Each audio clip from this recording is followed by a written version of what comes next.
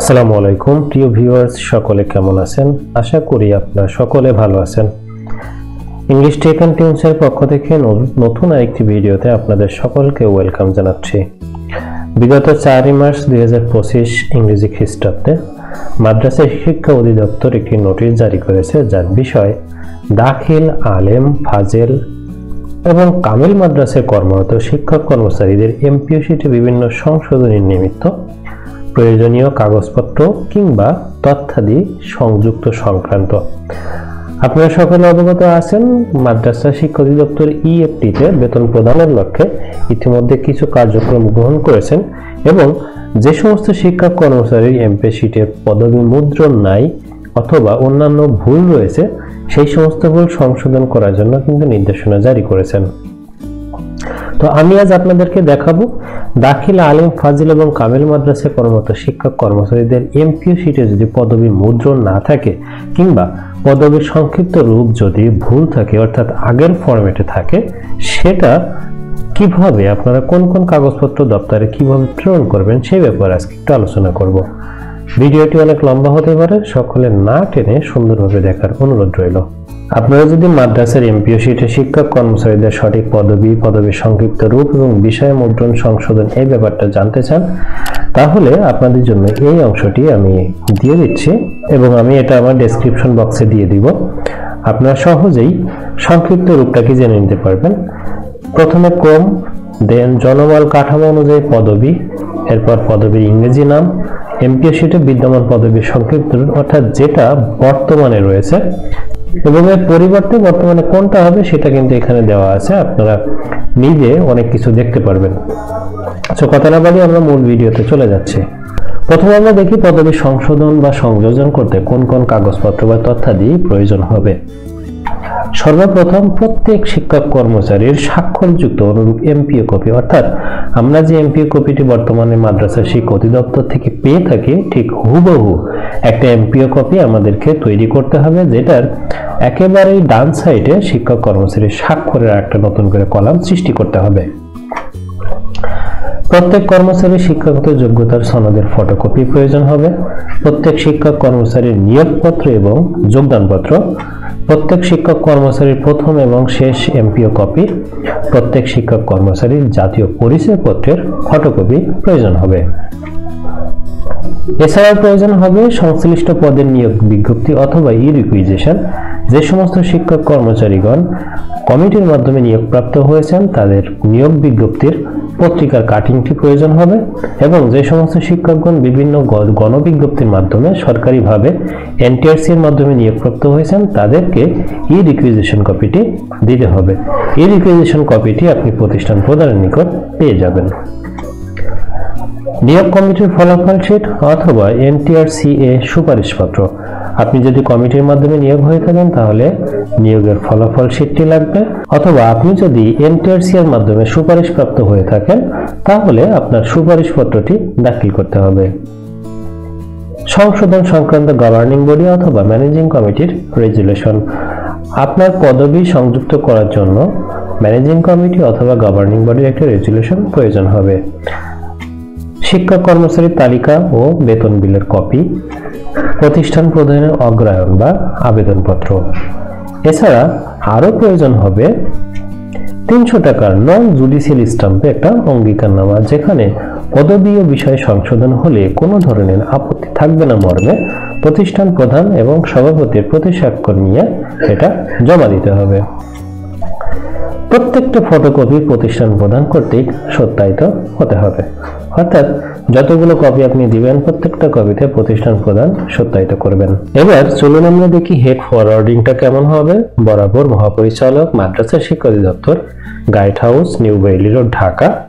মাধ্যম যথাযথ কর্তৃপক্ষ, বিষয়ে অত্র মাদ্রাসায় কর্মরত সকল শিক্ষক কর্মচারীর এমপিও শিটের পদবি সংযোজন কিংবা সংশোধনের জন্য আবেদন। ঠিক আছে, এরপরে যথাবিধ সম্মান প্রদর্শন পূর্বক সবিনয় বিনীত নিবেদন। এই যে যশোর জেলার বাগারপাড়া উপজেলাধীন সাতিয়ানতলা দাখিল মাদ্রাসার কর্মরত সকল শিক্ষক কর্মচারীর পদবি ও বিষয় এমপিও শিটে মুদ্রণ না থাকায় ইএফটির মাধ্যমে বেতন ভাতা প্রদান সম্ভব নয় বিধায় সকল শিক্ষক কর্মচারীর পদবি ও বিষয় মুদ্রণের লক্ষ্যে যাবতীয় কাগজপত্র আপনার সদয় অবগতির জন্য প্রেরণ করছি।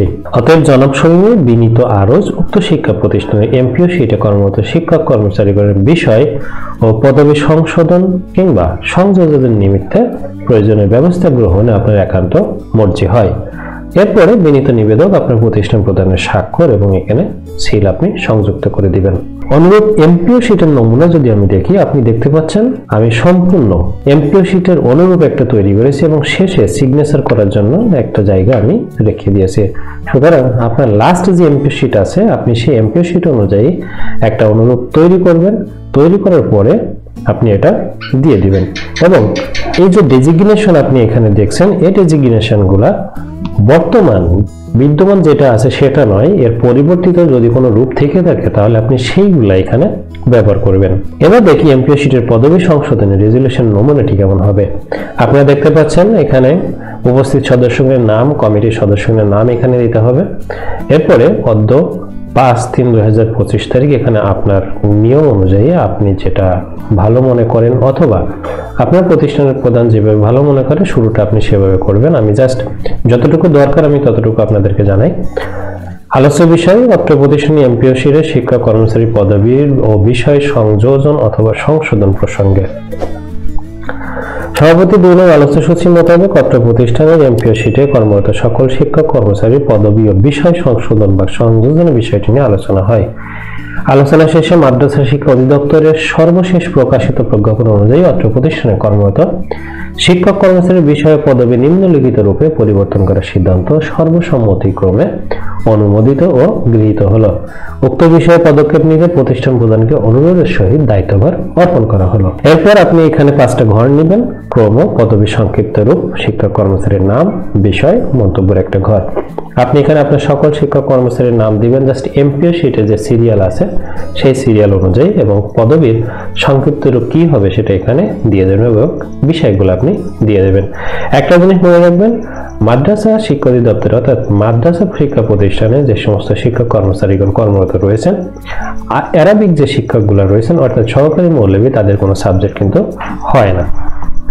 সুতরাং এই ব্যাপারটি মাথায় রাখবেন এবং সিদ্ধান্ত নম্বর 3 বিবিধ বিষয়টি আপনি এখানে উল্লেখ করে দিবেন। যদি না থাকে তাহলে না দিয়ে রেজুলেশনটি সমাপ্ত করে দিবেন। এরপরে আপনাকে অঙ্গীকারনামা দিতে হবে, সেটার একটু দেখে আসি।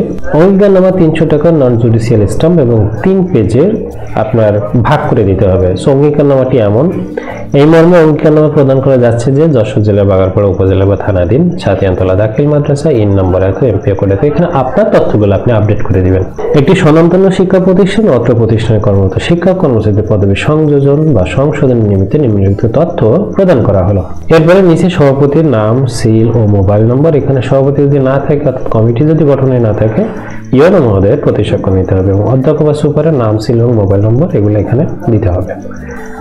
দ্বিতীয় পেজে আমরা যেভাবে যে পদবিগুলো সংশোধিত রূপ চাচ্ছি আমরা সেই পদবিগুলো এখানে দিয়ে দিব।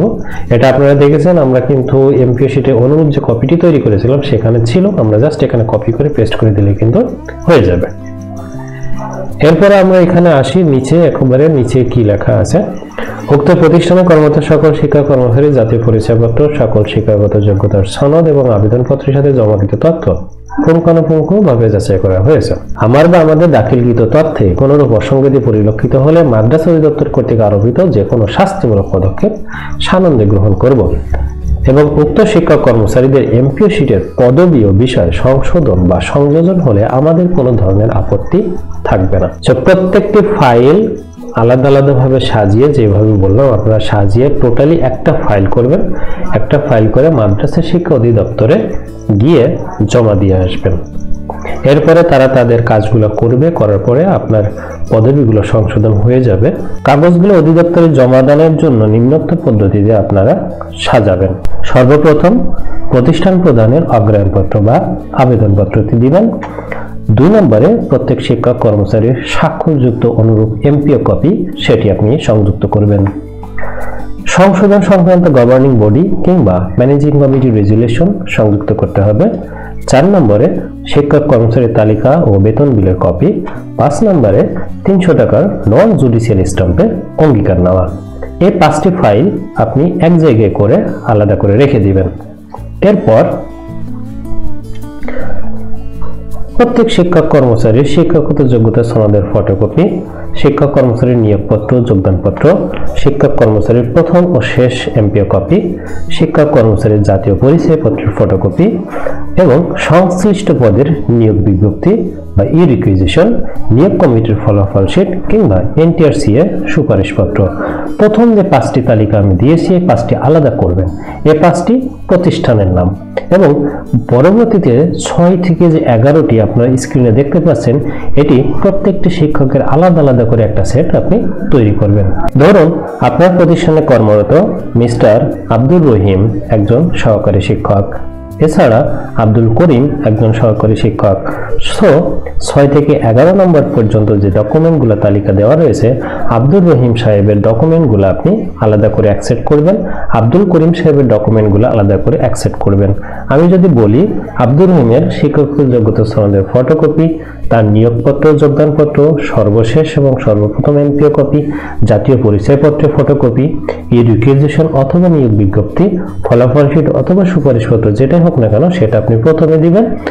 তারটা হয়ে গেলে দ্বিতীয় ধাপে আপনি যাবেন আব্দুল করিম স্যারের সকল ফটোকপি ডকুমেন্ট একটা সেট করতে।